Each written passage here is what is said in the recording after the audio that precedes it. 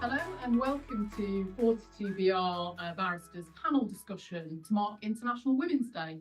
As it's a day to celebrate the achievements of women around the world and also to reflect on what more can be done to help forge equality for all, we thought what better way to do that than celebrating some of our own talented women here at 42BR, but also to share our thoughts and ideas on issues of equality, and particularly in our own little world of the bar and of chambers. So I'm Jude Shepherd. I'm a barrister specialising in employment law here at 42BR, and I also sit as a fee paid employment judge in Scotland.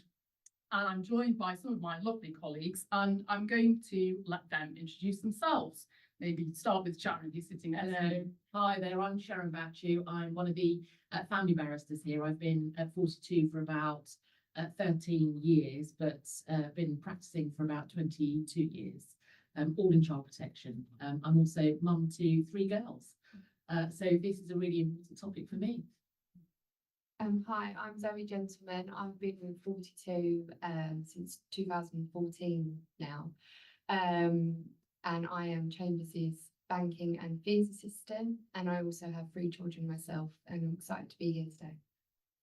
Hello, I'm Matthew Tim. I did my pupillage here ending in October 2024, so I've been a tenant for around 6 months across all Chambers practice areas, and here just to support women, which is important to me and important in this role. Hi, I'm Ellie Sanders. I'm one of the civil practice managers. I've been at Chambers since June this year, but I've been clerking for 8 years in multidisciplinary sets as well as commercial. And my name is Karolina Zielinska, and I'm a junior civil practitioner. Thanks, everyone. So just to kick us off, I want to start by asking everyone, if you had to give one piece of advice to your younger self starting out in your career, what would it be? So I think I'm going to start this one off, and I'm going to give myself the advice that was given to me in my last year of secondary school by my form tutor, who, having had us over the years of secondary school, knew us all really, really well within the class. And she had given us a letter in German, because she was our German teacher as well as our form teacher, which we then had to work out for ourselves. And it's something that I put to one side and didn't really go back to look at it until a few years later. And I really wish I had remembered it much earlier. So that's the advice I'm going to give myself, which was to have the confidence to be true to yourself. I think that once I'd gone back to it and looked at it and really understood what she meant by that, it made a big difference to me in how I perceived myself, but also how I perceived how others viewed me as well. So that's the advice that I would give to my younger self. Have the confidence in yourself. That's lovely. I feel like I joined Chambers in 2006 is when I started my career, and I would have told myself to not felt intimidated by the big, strong presence around me, and just to have known that I held my own, and I'm here for a reason. That's probably what I would have liked to have told myself. I would say to my younger self to be confident, speak up, push for those opportunities. And sometimes clerking can be quite intimidating, as said by Zoe, but resilience pays off, and that we should be pushing for those movements forward in terms of mentorship, pay structures, and see that senior progression that could be more visible, I think, in Chambers. In a similar theme, the 2 words I've written down are be confident, and I think you just have to find the way that you channel that confidence. So for me as a junior practitioner, I love dance music, and so it's listening to my favourite track on the way to court and channeling that energy as if I was on an IB for dance floor by the time I got into court. And so I think you just have to find what works for you, and you've worked so hard to be where you are that back yourself, believe in yourself, and you are good enough. And once you get that confidence, you'll notice that people pay attention and are interested in what you have to say. Karen, before you just do yours, can I just butt in on that? Because Matthew was my pupil for 6 months, and can I tell you, 3 months in fact, can I tell you that change he made for me was me not listening to Radio 4 on my way in, but listening to Spontaneous. Absolutely has changed things. So, I think certainly I would echo what a lot of you are saying today. I think my flip side of be confident has always been to stop apologising, and that's something that I'm still working on. But certainly that is advice I want to give to my younger self. And as part of that, not being afraid to ask for help and put yourself forward for opportunities. I think often there can be a lot of self-restriction if you're lacking in confidence or self-belief. And so certainly I want to encourage myself to put myself forward for as many opportunities as possible, because they're there. And often once I followed through and did put myself out there, then it led to success and development that I might not have always had. There's definitely a theme there, I think. I mean, my advice to my younger self, I think, would be don't be afraid to take up space as a woman, which I, frankly, after 25 years at the bar, I'm still learning how to do. I spent a lot of years pretending that things weren't a problem when they were, from, challenges sort of taking maternity leave and having children at the bar. Difficulties like judges expecting you to sit late or do submissions overnight when that's really challenging, particularly when your children are younger, and sort of not having the confidence to say, actually, no, that doesn't work for me, and realising, actually, I have to learn to advocate for myself as well as I do for my clients. And if we don't do that, what's ever going to change? So I think it takes a lot of courage when you're younger and starting out. But eventually with years you do get the ability to do that. But I'm still doing that. I'm still not always being my authentic self and pretending it's all fine. But I'm learning. And so I suppose that leads me to sort of wonder about your views about how you perceive sort of the current state of gender equality in the legal profession generally. I mean, where do we all think we are, both in terms of sort of representation and opportunities for advancement? Where have we got to, and where are we going? I would say that I think there's definitely been a positive rebalance since joining in 2006. We're not quite there yet, but there are a lot more female clerks, female CEOs. I'm not quite sure how many female senior clerks there are. I'm sure there are, but I feel like we've come on a long way.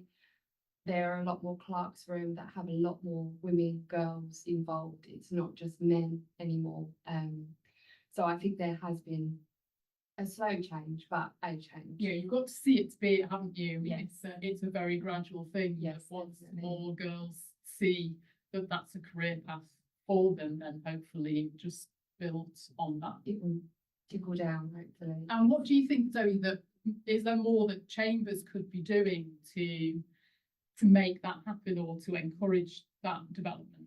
I think, again, going back to, it feels like when I started, it was so long ago, but it was very, you started at the bottom, you were pushing those trolleys, you were lugging those boxes, and I felt like it was naturally seen, I hate to say it, but as a boy role. And I would say maybe because of COVID and because of how we just have switched to digital, we're not doing the trolley pushing, we're not lugging the boxes anymore. It's kind of opened up a bit. To just show that it's not just for boys to. It's not interesting. That's a view that I've taken from it. Yeah, obviously I don't from know my if perspective, it's the same. I think the same in the sense that obviously I haven't started. I think I started like 8 years ago, so it's been before COVID, and I think it is just like historically that male kind of clerking role, just because of that kind of that genre of things that you need to do. Like I came out of university and like the thought of then I suppose pushing trolleys and boxes, but it is kind of you've earned the next step and everyone has to wear that thing. But I think that has changed a bit from when I was even a junior clerk. But at the same time, I do feel like obviously I'm the only female on the civil clerking side, and we have got Neve who's in like, the family team. But you would like I feel like different sets of different things, but there has been a wave, a bit of more of people going from just doing the junior clerk role as a female to pushing for those more senior roles, and having those clear career pathways is going to just only better chambers as a whole. And can I just say, as a male colleague, what an asset Ellie is to the civil team, that she's really thoughtful and caring. Not to say that boys aren't, but when I've really enjoyed a case, or I said I want to do more of this work, Ellie's really sat down and thought about it and made sure that I've been put forward for opportunities in ways that sometimes that may have been overlooked, or that those comments may not have been picked up in the same way. So I think it's really valuable to have someone like Ellie on the clerking team, and I've noticed a big difference to my practice, and I'm absolutely loving it. So I'm all for more balance in the clerking room. That's an interesting perspective, isn't it? That greater sort of gender diversity can change the culture as a whole. I think you're so right about that. Yeah. You know, we've got so used to things being done a particular way, but once you introduce that diversity of all kinds, that can only be a positive thing for everybody in chambers. So yeah. I think things certainly have improved since, you know, I started out, you know, about 25 years ago. I would say that junior barristers today definitely are more comfortable with articulating their needs than I ever was. And actually, I've learned from my younger colleagues that you know, that I can do that I can sort of speak out.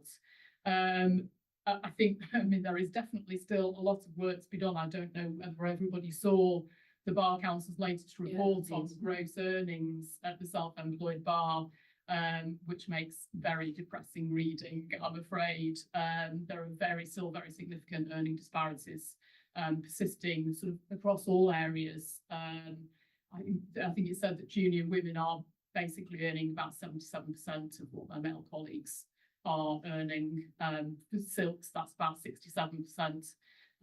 So, you know, that's something that I think chambers really needs to focus on. Yeah, and it's about having those open conversations, isn't it? Within chambers and across the board, not just with other colleagues outside as well. Yeah. And do you think there are, because we've got a good diversity of people on the panel today, do you think are the unique challenges in your work environment when it comes to, you know, things like professional development, career progression, or just generally? What challenges do you face? Sharon, I'd be interested to know your perspective from So I really struggle with the traditional role of being a mum and what that entails in terms of not just the practical sorting out dinner, making sure they get to their netball and all that sort of stuff, but actually just being around for them emotionally as well at the different stages. And so that means that sometimes, in fact quite often, I can't go to events because they take precedence, whereas my husband never has that issue, and it doesn't feature in his thinking. And you know, that's a conversation that he and I try to have, but it always ends up being me, because I think that's just the way that I'm probably wired to believe that, you know, I'm the mum, and so therefore I'm the one that's there for them. And that can be quite difficult, because it does mean that you are then slower in your progression compared to others around you. And so you're nodding, and I think yes, you might be thinking the same thing. because obviously my husband is a senior clerk at another chambers, so we're both in the world, and I understand that he won't be home in time. He has various events that he needs to go to. So for me, I have naturally taken on that role of mum, but of being the person that will always be there when I can be there.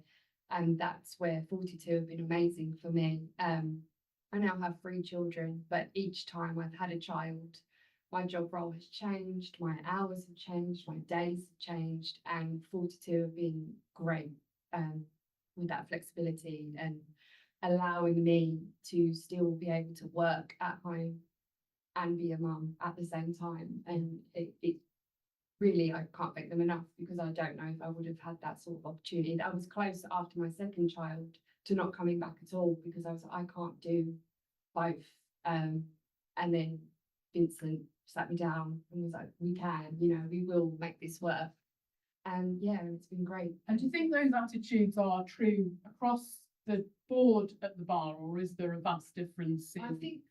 I think it's getting better. I don't know many other people in my position where they're able to be at home full time. But there's definitely that flexibility of home a couple of days, in a couple of days, reducing your hours, obviously. Yeah, I would say across the board that I suppose COVID probably has changed that culture a little bit because it's made people realise you can make it work. definitely.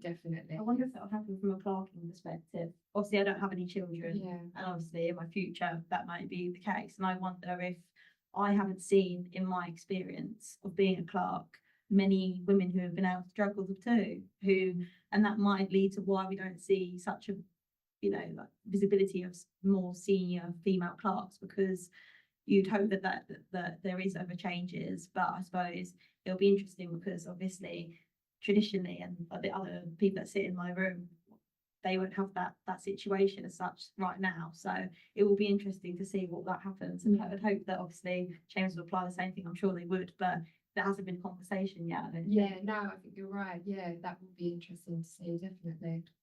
I'd like to just echo what Zoe was saying about 42 though, because I have been at previous chambers. Do you know whether you've been here? I've been here all my life. All the way through.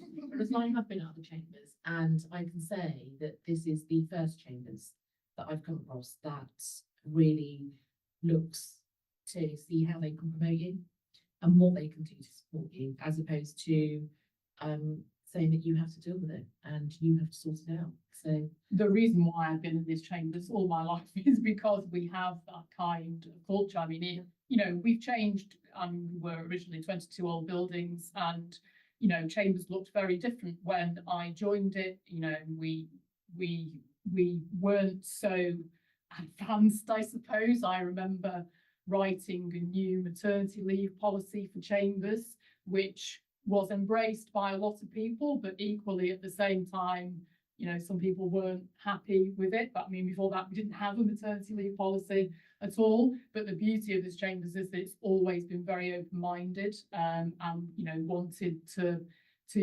sort of embrace change, I think. And its culture is very much about supporting each other, and that's why I've never wanted to move.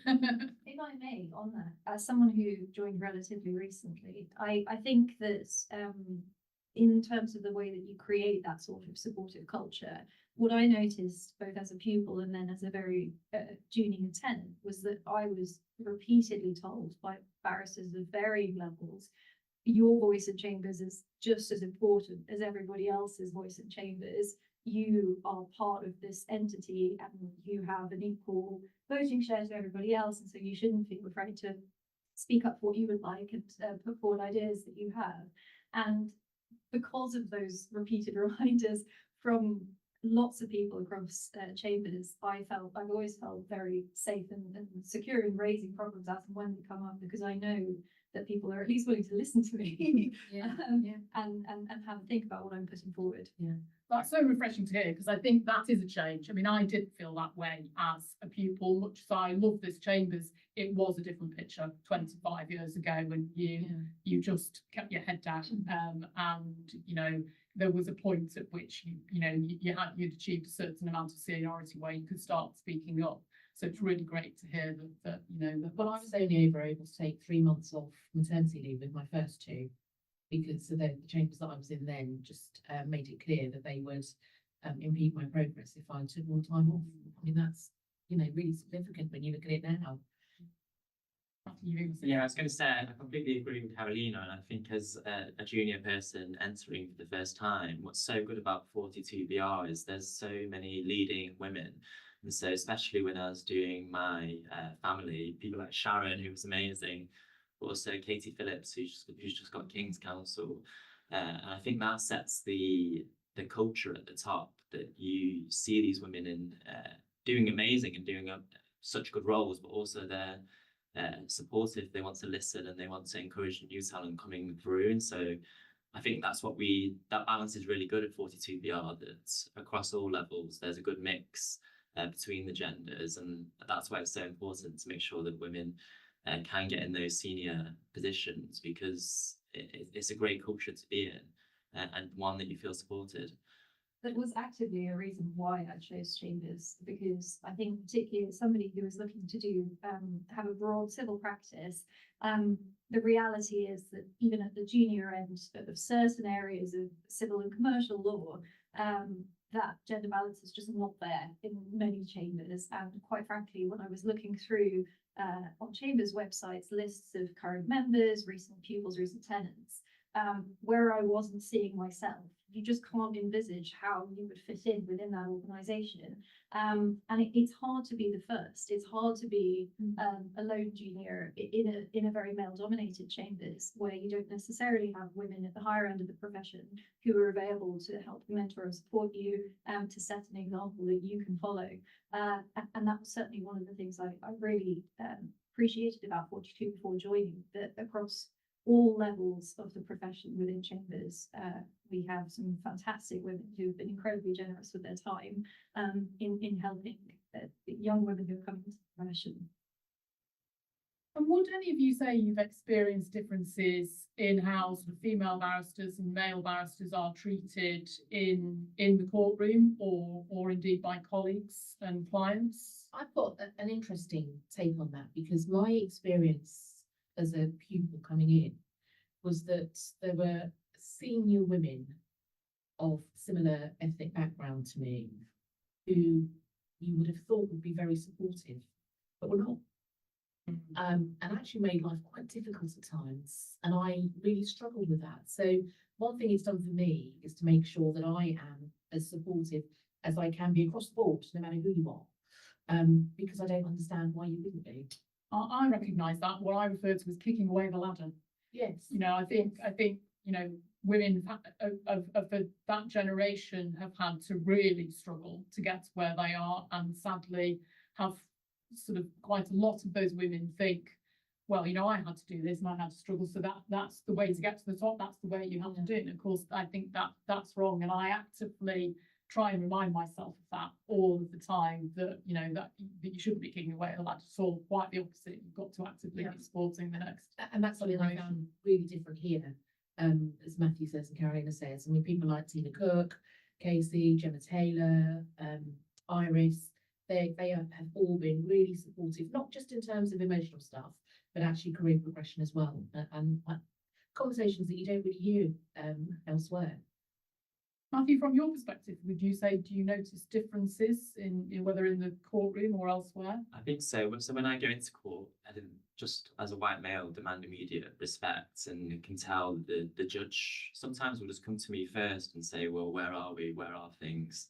And sometimes I have to remind myself and say, well, say if it's the other side's application, it shouldn't be me who's starting, or if my my female colleague has an important point, to say, well, judge, I think you should deal with that first. And so I think for me, because I'm aware of that and I know that, I think it's just giving that space and maybe just correcting where you see slight things like that. But I definitely noticed that I haven't had any issues myself, and that sometimes things slightly haven't been done the way they should because I've been against a female opponent. But at the junior end, more and more, I tend to have female opponents, female judges, quite regularly in cases that I think that's a good thing.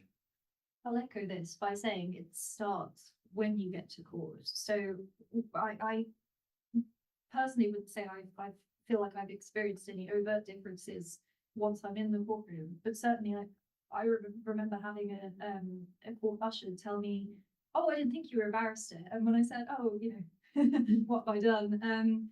Then she explained that I wasn't as loud as some of the men who'd come in and start walking around and you know, telling their client where to sit, what to do. So she'd assumed that wasn't my role. And I thought that was quite an interesting comment, because it shows that there are a wide range of approaches to things that can be brought to the fore by having a better gender balance within the profession, hopefully widening that idea of what a barrister is like and can be. I mean, what's your perspective from a clerking perspective? Well, I can't say I've had too many overtly in terms of when it comes to female and male barristers. I suppose I've had the odd occasion where it is kind of like asking for, say, dates to avoid in the diary. And I've had solicitors pick up the phone to me and then ask me why they got that big chunk out of their diary. They're on holiday. And it's like, why you've asked for a set of list of dates. Why are you questioning it? And I have had that with particularly a female barrister. It does beg to differ or question why they are asking that question. And sometimes it's not my prerogative to be transparent as such with that, but yeah, I haven't had it as much with males, I don't think. And then from a clerking view, I do have, unfortunately, it's not always, but even when I've come here, it's like when I have a phone call come through and it's transferred from reception, I pick up the phone, it's like, am I speaking to a clerk? And it's reiterating that, yes, you are free to a clerk because I've spoken, and obviously I am a female. It's constantly having to reaffirm that I am the clerk because they're speaking with a female, and that I hope that is going to change as with the years go on, but it has something that I've probably faced since I started clerking. It's interesting to hear that in terms of how solicitors are approaching instructions and their comments to you, because I recall one occasion where I had a returned brief from a male colleague at a very similar level to me. We frequently instructed by the same solicitor, and upon receiving his brief, I could see the differences in the way it had been addressed to him. They'd added a title, it was all just slightly different in terms of the approach that they'd taken to his instructions versus my own. I wouldn't have known unless I'd had his return brief. But it was, even if it wasn't overtly offensive or a problem, it was just indicative of a different attitude in the way that they were approaching female counsel as opposed to male counsel. And I mean, it is a shame to still see that, even if it's not as explicit and overt as it may well want to be. I think that's very different in the family side of things. I mean, these days I really notice that when I've got a male opponent, because it's become rarer and rarer. I don't know if you remember that from some of the cases we did. It was quite rare, wasn't it? Yeah. And I think that's solicitors, and it may just be because it's the particular area of work that we do. Some more females are drawn to it. I don't know, but That's it's interesting. different. Yeah, Because I mean, certainly I've found that often, again, one of the more overt differences I found in people's approach to barristers' gender is that it's often assumed that you want to do a particular area of law, or you practice in that area, and I can understand the stereotype based on certain areas of law historically having been more resistant to allowing women to rise through the ranks. But again, those attitudes very much still persist today. And I suppose I'm lucky in the sense that, I spend most of my time kicking around employment tribunals, and that jurisdiction is obviously very familiar with the concepts of equality and discrimination. And so, but I would say that area is also not immune. I mean, I don't think I can think of one occasion, I suppose, where I absolutely was treated differently by an employment judge to my male opponent in quite a shocking fashion. My clients, who were also lawyers actually, were also very shocked by it. I'm ashamed to say that I didn't call it out. I called it out on behalf of my clients in a certain way, but I didn't then go on later to do anything about it. And I caught the train home, and I spent sort of the whole time on the train home debating whether I should call it out. I thought if I was somebody more junior, I might just have walked away and thought the bar is not the life for me. And I still regret not having done more about that particular incident. And I think it was entirely for selfish reasons.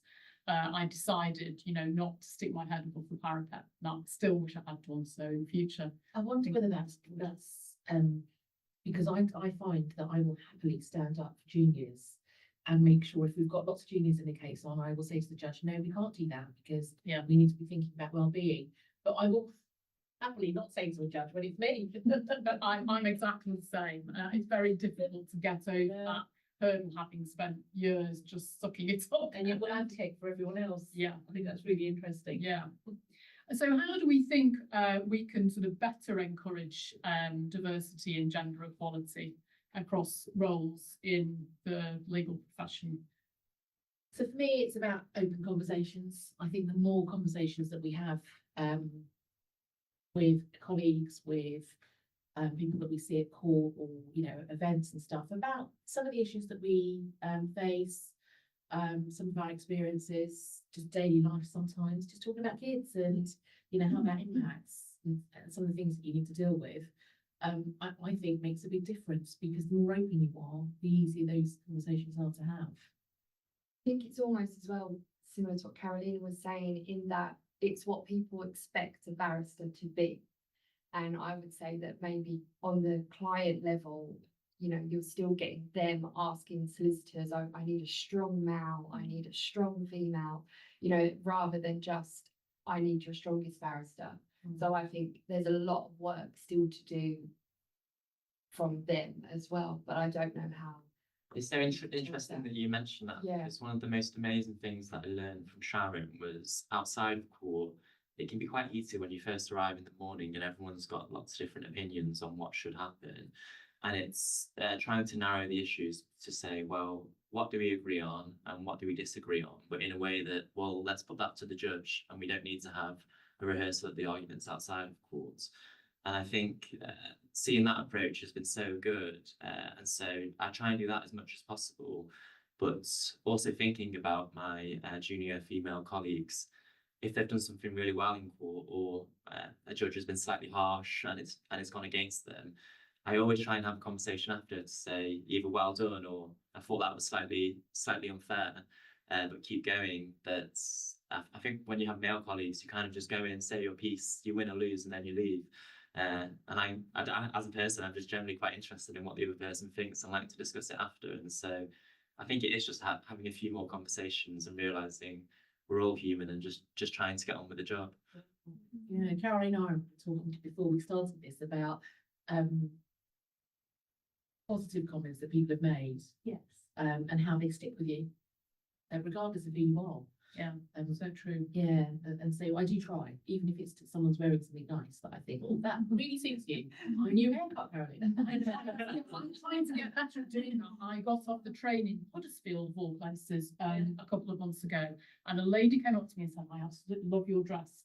You know, I absolutely stepped off the train and I was like, I'm just trying to do that more. Yeah, and the same for, you know, good advocacy, or, you know, really, really amazing clerking. And it makes such a big difference to not just your day, but actually to who you are. So yeah, more of that. I would also say, in terms of encouraging more women in your own organisation, chambers, whatever it might be, and putting your money where your mouth is very important. So if you, as you were saying, Jude, for example, with the absence of a maternity policy that we then had to draft, if you want to support women, have that policy in place. You know, don't leave it to them to have to draft it, or implement it as and when it becomes a problem. Try and preempt those things as much as possible. Set up those mentorship circles, opportunities to raise issues or have difficult conversations if necessary before you have to have them. Yeah. And then it becomes much more encouraging to those who are looking to find a place of work that works for them. I think a lot of the change starts with the judiciary too. So I think, you know, now sort of sitting as a fee-paid employment judge, you know, I see a different side of it. There is definitely much more training of the judiciary generally on equality and diversity issues and sort of some of the softer skills. But I think we still have a lot of work to do. I mean, it's still, I don't know what you guys think, but it's still very common for me to be expected to sit late, or certainly to churn out written submissions overnight. I know that's true amongst my colleagues, you know, even in the employment tribunal world, where you would think that people might be more mindful of the challenges that is going to bring. And, you know, I mean, only a few weeks ago, I had a judge say to me, oh, you know, I know this is difficult, Miss Shepherd, but, you know, that's a career at the bar for you. Well, is it? Yeah. You know, does it have to be? Yeah. It doesn't have to be, actually. When I'm sitting as a judge, I am very mindful that when I have parties in front of me, whoever they are, that they have a life side of, you know, and this is our, I mean, the irony for being an employment barrister obviously is, you know, you spend your days litigating all of these challenges, but this is our workplace, and often we're expected to accept all sorts of things we're, you know, litigating about. And I think it's important for the judiciary to remember that. And really the only way that is going to be on their radar is for us all to have the courage to speak up and say, you know, actually, I can't do those submissions overnight because I have children to get to bed or And whatever it may be. more of us that say it, the stronger it becomes. Yeah. And I think there's a perception that also, you know, judges, they might be more mindful for sort of women who you might perceive are younger and therefore maybe, you know, parents of younger children, that might be more of a challenge. But, you know, I'm definitely at that middle age stage where I am juggling, you know, still young children, but also elderly parents, you know, throw menopause into the mix and brain fog, goodness knows what else. And the idea of staying up all night and writing submissions is pretty challenging. I can't do it the way I used to be able to do in my late 20s and 30s.